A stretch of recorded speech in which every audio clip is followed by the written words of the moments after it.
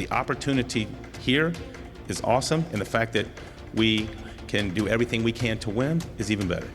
The Trailblazers' new head coach officially saying hello to Rip City. His vision for the team right now at noon. It feels like we're making a pretty big investment by staying here and paying these tax rates and agreeing to these fees for dollars that go back into the building.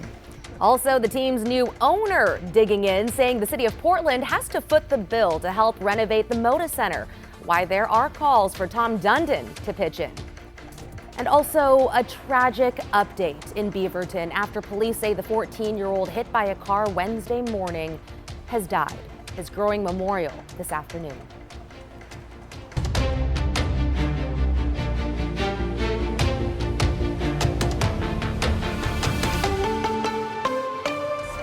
And the greatest gift that I can give these players as a coach is the gift of accountability and holding them to a championship standard every day.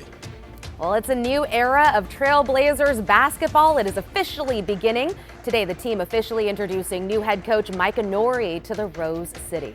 Good afternoon, and thank you for joining us. I'm Christine Pitawanich. Nori brings decades of NBA experience to Portland. He's joining the Blazers after spending the last 5 seasons as an assistant with the Minnesota Timberwolves. During his news conference about an hour ago, Nori said he is thrilled to step into a team that's ready to win.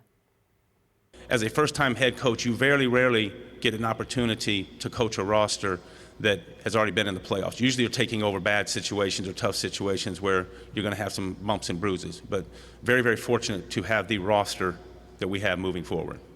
Yeah, a lot of people excited for our roster. He was also a finalist for the Dallas Mavericks, by the way, their head coaching job this offseason. Nori now takes over a young Portland squad looking to take the next step in its rebuild after getting a taste of the playoffs this past season. Of course, this comes as the high-stakes battle continues over who should pay to renovate the Moda Center. New Blazers owner Tom Dundon making his position very clear and saying he believes taxpayer dollars, not more money from him or his ownership group, should foot the bill.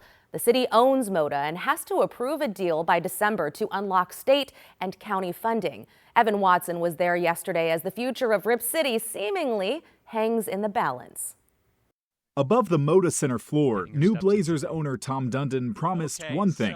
It's a New Blazers era, and he won't tank for better draft picks. Sounds terrible. They're trying to lose a little bit, and I'm not doing that. So if we'll try to win. Dundon spoke at the Portland Metro Chamber's annual meeting. Most of the questions, when you were little, what did you want to be when you grew up? Were far from hard-hitting. How do you kick back? How do you relax? But with the city locked in negotiations with the Blazers over a Moda Center renovation, Dundon explained why he doesn't believe he should pay for part of an arena upgrade, arguing for full public funding. It feels like we're making a pretty big investment by staying here and paying these tax rates and agreeing to these fees for dollars that go back into the building. It's not that we're taking the money. So. Portland Mayor Keith Wilson wants the city to chip in at least $120 million. He criticized city council members, saying their indecision will only raise that cost. But we're slowing this down now. We expected to be doing construction this summer. So I want us to say we can't take our foot off the gas and overthink and overtalk. A Moda Center renovation could include opportunities to develop the surrounding Albina community, a historically black neighborhood that was torn apart by decades of urban planning. Albina Vision Trust Director Winta Johannes shared her development vision to hundreds of city leaders. Preventing a mothballed arena is not brave leadership. It is the floor for meeting our collective minimum responsibility. While some fans and Portlanders are pushing back on using public funds for the Moda Center, Wilson argues it's the city's responsibility, saying he's told NBA Commissioner Adam Silver that Portland will get it done with a few expectations for the future. We say, okay, we're going to do this, but we need the All-Star game. We need the WNBA All-Star game. We are talking about this in fixed terms. It's Evan Watson, KGW News. Money for our schools!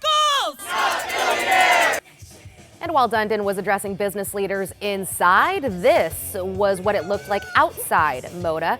A rally with about 50 people called for more private investment. And 3 city councilors, all up for re-election, were among those pushing back. I am definitely looking for more private funding.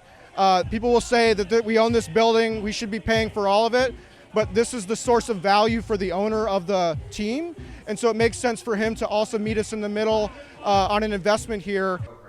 City Council is now working toward a broad outline on a Moda lease to negotiate, or to guide rather, negotiations.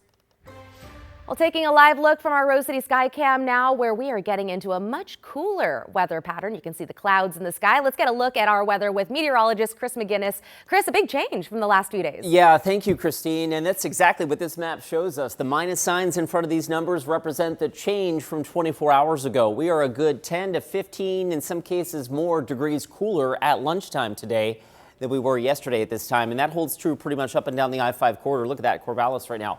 18 degrees cooler at noontime than yesterday. We can certainly thank the clouds and the onshore breeze, which has scoured out the 90-degree heat. We are done with that. And now we look forward to clouds, cooler temperatures, and eventually some rain. It's currently 66 at PDX. From the springs to the waterfront, the overcast, that the observation says sunny, but the overcast is a very high overcast for right now. And that's why the observation shows a clear sky. It's the base of that's up at about 10,000 feet. In any event, there's 64 degrees in Vancouver. Those ceilings, those cloud bases will lower, and eventually they will yield some rain this afternoon, or later this afternoon and early this evening. 67 at Sherwood. Scappoose checking it with 64, and right now our state capital at 66. That's a popular number. Albany and Corvallis, you two sitting at 66 degrees. The plan for this afternoon, we go from 91 yesterday to 72 this afternoon, and eventually we think a shower chance. Let me give you a sneak peek of Futurecast here. You can see a few green blobs on the map here as we get towards 5, 6, 7 o'clock. So we'll walk you through that in a much cooler and somewhat wet forecast for Friday and Saturday coming up in just a bit. Okay, thank you so much, Chris. Well, now to a sad update out of Beaverton. Police telling us the 14-year-old hit by a car while riding an e-scooter yesterday morning has died. This is a look at the memorial that is growing for him. Police say he was hit by a teenage driver. It all happened on Southwest Shoals Ferry near Roy Rogers at about 6:30 Wednesday morning. Police say the boy was wearing a helmet and was in a marked crosswalk when he was hit. The 16-year-old driver of the car stayed at the scene and is cooperating with investigators. And here's a look at some headlines across the globe this afternoon. We begin in Venezuela, where search and rescue crews continue to comb through the rubble left by 2 powerful earthquakes overnight. The 7.2 and 7.5 magnitude quakes hit just 40 seconds apart on a national holiday while many people were at home. 164 people are confirmed dead and nearly 1,000 more are hurt. But those numbers are expected to rise. A state of emergency has been declared with the airport in the capital closed, train service suspended, and school canceled for several days. Back to the States now. Cleanup is underway after a 5.6 magnitude earthquake rocked Northern California yesterday. Security camera video captures the exact moment the quake hit. You can see it there. It rattled homes, plunging items to the floor across areas north of Santa Rosa. According to the USGS, there were 3 minor aftershocks. Power was knocked out to about 10,000 customers across that area. Meantime, the Cottonwood Fire could end up being the most catastrophic wildfire in Utah history. Tens of thousands of acres are already scorched, and as of last night, officials say it was 0% contained. Utah's governor says it's too soon to tell just how much damage has been done. Because the fire has been so destructive, because it's burning so hot and so fast, we haven't been able to get in and assess all of the loss there, but it's certainly catastrophic. It is that time of year. So far, the fire has burned 70,000 acres, destroying parts of a resort and damaging multiple buildings. Right now, more than 300 homes are in the fire's path. And you know what? The situation does not look promising, with incredibly dry conditions and strong winds expected to continue.